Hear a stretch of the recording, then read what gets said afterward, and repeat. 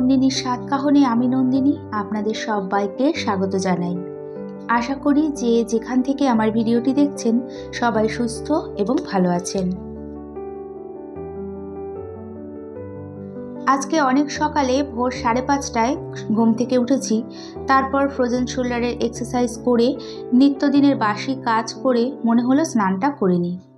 আর আমি দেখেছি যদি সকালে স্নান করি তাহলে শরীরটাও ফ্রেশ লাগে আর কাজের এনার্জিটাও বেড়ে যায়।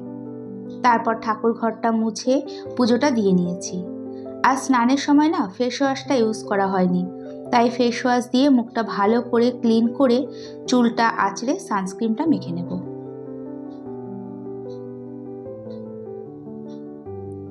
সকালবেলা ঘুম থেকে উঠে সংসারের কাজ শুরুর আগে যদি নিজেকে খুব সামান্য একটু পরিপাটি করে নেওয়া যায় তাহলে না কাজ করতে একটু হলেও ক্লান্তি কম আসে।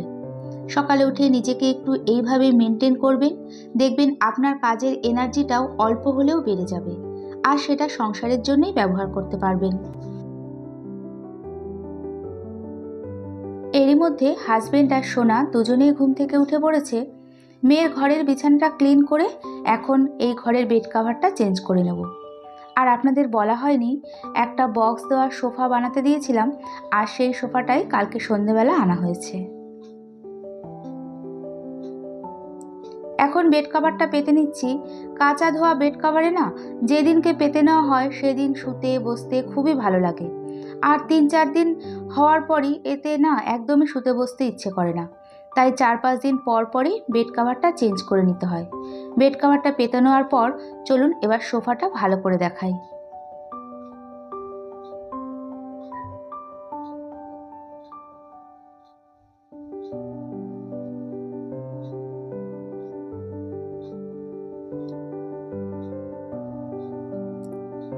সোফার কালার বলুন ডিজাইন বলুন আমি মেয়ে চুজ করেছি। কালারটা আমার খুব বেশি প্রিয়, আর সোফাটা এতটা জায়গা রয়েছে, সেই জায়গাটাকে ইউটিলাইজ করার জন্য নিচে যতটা চওড়া ততটাই বক্স দেওয়া হয়েছে। এই বক্স সিস্টেম করার ফলে এতে অনেক জিনিস রাখা যাবে, আর ভালো করে ভেতরটা মুছে তারপরে ব্যবহার করব। এই তো এখন পুরো ঘরটা ভালো করে দেখিয়ে দিলাম। সোফাটা কেমন হয়েছে জানাবেন। গতকাল অনেক রাতে প্রায় 10টার সময় হাজবেন্ড বাড়ি ফিরেছে। তখন কিছু ফল আর মিষ্টি এনেছিল, সেগুলোই এখন ঝুড়িতে ঢেলে রাখছি। এনেছিল বেশ কয়েকটা মৌসুমী লেবু আর বর্ধমান থেকে বর্ধমানের ঘিয়ে ভাজা মিহিদানা। এই দোকানের মিহিদানাটা না অনেকবার এনেছে, দারুণ টেস্টি। আর কিছু আলু বোখরা।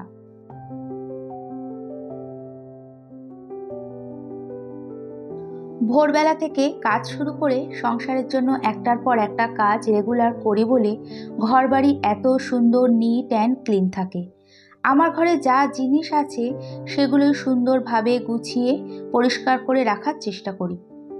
প্রতিদিন আমি মোটামুটি একই রকম রুটিনে চলতে পছন্দ করি, তবে মাঝে মধ্যে একটু ফাঁকি তো দিতে ইচ্ছেই করে। তা বলে এই না যে 24 ঘন্টা অক্লান্ত পরিশ্রম করে গেলাম। একটা নির্দিষ্ট টাইম পর্যন্ত সংসারের জন্য কাজ করে থাকি। কাজের ধরন হিসেবে 12টা-1টা পর্যন্ত কাজ করি, তারপরে অবশ্যই স্নান খাওয়া দাওয়া করে রেস্ট নিই।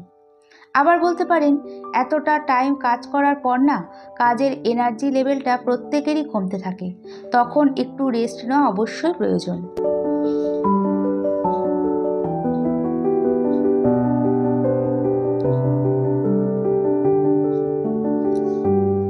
সংসারের কাজগুলো যদি একটু প্ল্যান করে করা যায় তাহলে কাজগুলো খুব তাড়াতাড়ি হয়ে যায়। আর একটা বিষয় যেটা আমার মনে হয়, আমার যেহেতু কোনো হেল্পিং হ্যান্ড বা কাজ করে দেওয়ার কেউ নেই, তাই সে কখন আসবে এসে আমার কাজটা করে দেবে এর জন্য আমাকে ওয়েট করতে হয় না।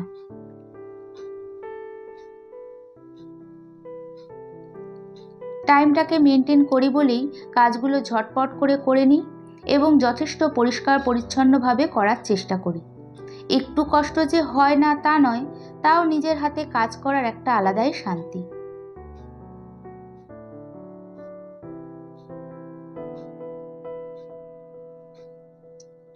আর আরেকটা বিষয় যেটা আমি করে থাকি সেটা হলো সপ্তাহে 2-1 দিন একটু ঘরের পরিবেশ থেকে বাইরে বেরোনো উচিত। তবে হ্যাঁ, বাইরে বেরিয়ে অযথা খাওয়া দাওয়া, আননেসেসারি জিনিসপত্র কিনে টাকা পয়সা খরচ করার কথা বলছি না। মাঝে মাঝে টুকটাক একটু প্রয়োজনীয় জিনিস যেটা বাড়ির কেউ এনে দিলেও হবে, আবার আপনিও কিনে আনতে পারেন, এরকম কিছু জিনিস নিজে আনার চেষ্টা করুন।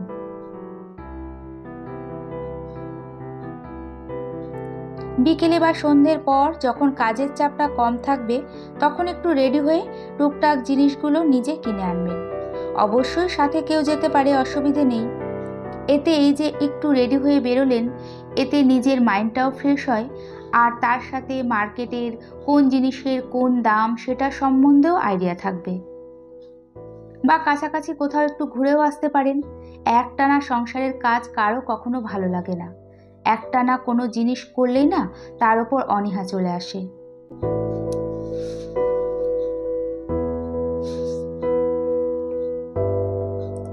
কথা বলতে বলতে কিন্তু অনেক কাজই করে ফেলেছি, আর চাল ধোয়া জলটাও সব গাছে অল্প অল্প করে দিয়ে দিলাম।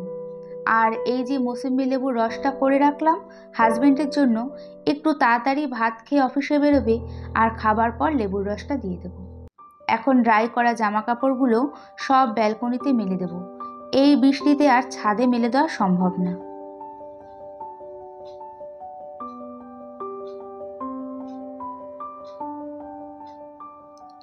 এরই মধ্যে হাজবেন্ড স্নান করে রেডি হয়ে নিয়েছে, আর ভাতটাই দিয়ে দিলাম। খাওয়া দাওয়া করে অফিসে বেরোনোর পর সংসারের বাকি কাজগুলো শুরু করব।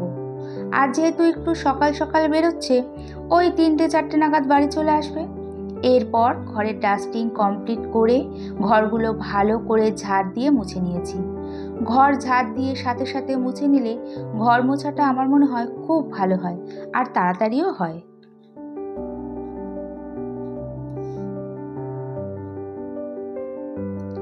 আর ফ্রিজে 5 পিস আর মাছ ছিল, সেটাই ভেজে নিলাম। এখন সিম্পল জিরে ফোড়ন, আলু আর লঙ্কা জিরে বাটা দিয়ে হালকা করে ঝোলটা করে নেব। আর নামানোর আগে দেব খুব অল্প পরিমাণে গরম মশলা গুঁড়ো। এরই সাথে ভিডিওটি কেমন লাগছে আপনার মূল্যবান মতামতটা কমেন্টসের মাধ্যমে জানাতে পারেন। আর যদি কোথাও ভালো লেগে থাকে একটা লাইক এবং সাবস্ক্রাইবও করে নিতে পারেন। আর কাজ দুটি যদি আপনি অলরেডি করে থাকেন তাহলে আপনাকে অসংখ্য ধন্যবাদ। ভালো লাগলে ফ্রেন্ডস এবং ফ্যামিলির মাঝেও শেয়ার করতে পারেন।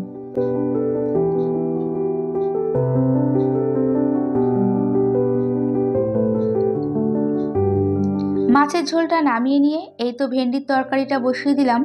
কড়াইতে তেল গরম করে জিরে ফোড়ন দিয়েছি, তারপরে পেঁয়াজ আর অল্প কিছু চিংড়ি মাছ হালকা ভাজা ভাজা করে আলুগুলোকে হালকা ভেজে নিয়েছি।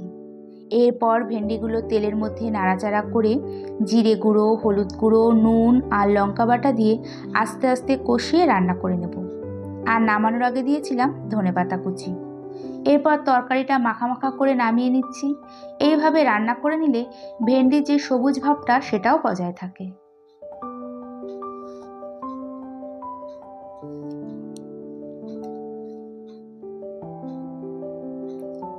তারপর বাসনগুলো সব মেজে ধুয়ে নিয়ে গ্যাস ওভেনটাও ভালো করে পরিষ্কার করে সোনার জন্য 3টে লেবুর রস বানিয়ে নিচ্ছি।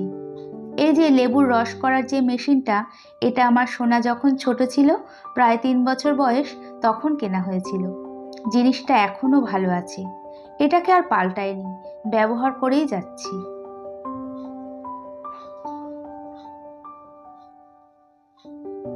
হয়তো একটু বেশিই পুরনো, কিন্তু অযথা কোনো জিনিস ফেলে দেওয়ার পক্ষপাতী আমি নই। সকাল 11টা থেকে 11:30 নাগাদ আমি আর সোনা রেগুলার কিছু না কিছু ফল খেয়ে থাকি। আজকে আমার আর ইচ্ছে করছে না কোনো ফল খেতে, তাই ওকেই শুধু লেবুর রসটা করে দিলাম।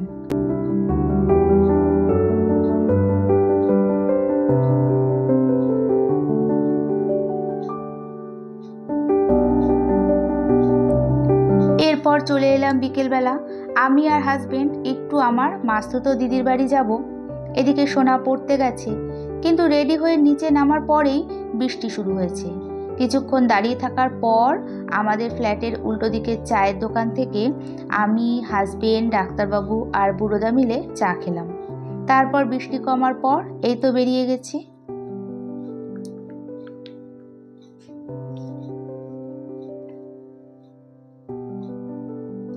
আর বেশ অনেকদিন পর ওদের বাড়ি গেলাম। অনেক দিন ধরেই যাওয়ার কথা বলছিল, যাওয়া হচ্ছিল না, আর ওদের বাড়ি যাওয়াতে খুব খুশি হয়েছে। তারপর ওখানে সন্ধেবেলা কিছু খাওয়া দাওয়া করে বাড়ি ফিরতে ফিরতে প্রায় 8টা বেজে গেছে। আর সোনা যেহেতু যায়নি, ওর জন্য 1 প্যাকেট বিরিয়ানি দিয়ে দিয়েছিল। এরই সাথে ভিডিওটি এখানেই শেষ করছি। দেখা হচ্ছে অন্য একটা ভিডিওতে। এতক্ষণ আমার সাথে থাকার জন্য অসংখ্য ধন্যবাদ।